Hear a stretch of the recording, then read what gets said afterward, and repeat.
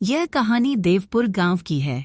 गांव के पास एक पुराना और रहस्यमयी महल है, जिसे भूल भुलैया महल के नाम से जाना जाता है। लोग कहते हैं कि इस महल में कई रहस्य और खतरनाक जादुई रास्ते हैं, जिनमें जो भी प्रवेश करता है वह वापस नहीं लौटता। इस महल के अंदर पहेलियां और रहस्य भरे हैं, जो किसी की परीक्षा लेते हैं। यह कहानी अनमोल और उसकी छोटी बहन नेहा की है, जिन्होंने उस महल में घुसने की हिम्मत की, अपनी खोई हुई पालतू बिल्ली रानी को ढूंढने के लिए। एक दिन अनमोल और नेहा अपनी बिल्ली रानी के साथ खेल रहे थे। अचानक रानी कहीं छिप जाती है और ढूंढने पर भी नहीं मिलती। नेहा परेशान हो जाती है और अनमोल से कहती है कि कहीं रानी महल में तो नहीं चली गई। अनमोल भी चिंतित हो उठता है, लेकिन वह जानता है कि अगर वे अपनी बिल्ली को वापस पाना चाहते हैं तो उन्हें उस महल में जाना ही होगा। अपनी हिम्मत जुटाकर दोनों भाई बहन महल के अंदर कदम रखते हैं। महल के अंदर घुसते ही उन्हें एक लंबा गलियारा दिखाई देता है। यह गलियारा अंधेरे में डूबा हुआ था। बस कुछ मशालों की रोशनी ही रास्ता दिखा रही थी। गलियारे के अंत में एक बड़ा दरवाजा था, जिसके ऊपर लिखा था, यहां से आगे जाने के लिए तुम्हें सही उत्तर देना होगा। यदि गलत उत्तर दिया तो रास्ता हमेशा के लिए बंद हो जाएगा। अनमोल और नेहा एक दूसरे को देखकर सहम गए, पर उन्होंने हिम्मत नहीं हारी और दरवाजे के पास गए। वहां एक बोर्ड पर पहली पहेली लिखी थी। मैं बिना पंखों के उड़ता हूं, बिना पैरों के चलता हूं, बिना मुंह के सबको बताता हूं। बताओ मैं कौन हूं? नेहा ने सोचा और फिर अनमोल से कहा, यह तो हवा हो सकती है, क्योंकि हवा चलती है और हर चीज को महसूस करवाती है। अनमोल ने उसकी बात पर सहमति जताई और उन्होंने उत्तर लिखा। दरवाजा खुल गया और दोनों अंदर चले गए।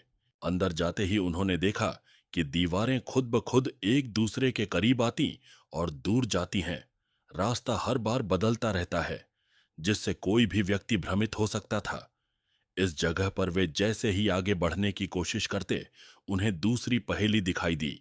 मैं छोटा हूं, पर हर किसी के पास हूं। कभी आगे, कभी पीछे, कभी बाएं, कभी दाएं। मेरा कोई रूप नहीं, पर हर जगह हूं। बताओ मैं कौन हूं? अनमोल ने सिर खुजाया और सोचने लगा।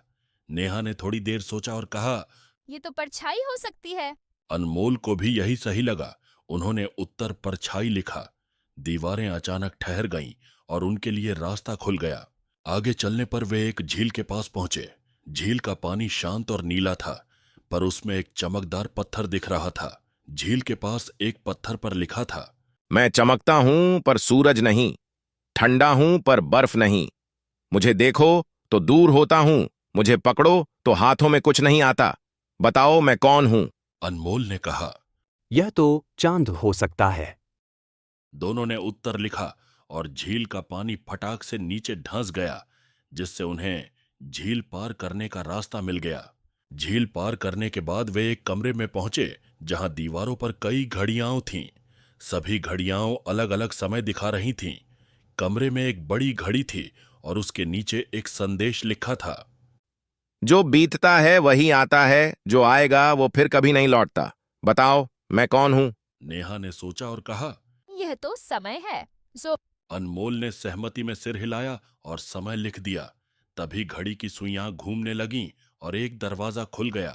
आखिरकार वे एक बड़े हॉल में पहुंचे, जहां रानी एक पिंजरे में कैद थी।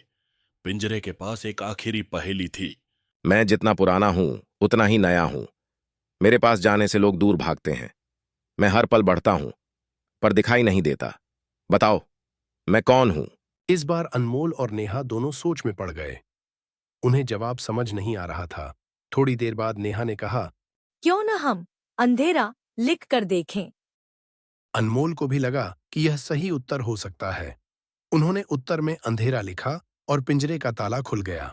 रानी को पाकर अनमोल और नेहा दोनों खुश थे, लेकिन अब उन्हें महल से बाहर निकलना था, क्योंकि सूरज डूबने वाला था।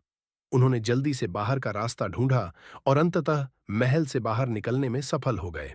गांव लौटकर उन्होंने अपनी इस रोमांचक यात्रा की कहानी सबको सुनाई। गांव वालों ने उनकी बहादुरी की सराहना की और महल के रहस्यों के बारे में और भी अधिक सम्मान महसूस किया।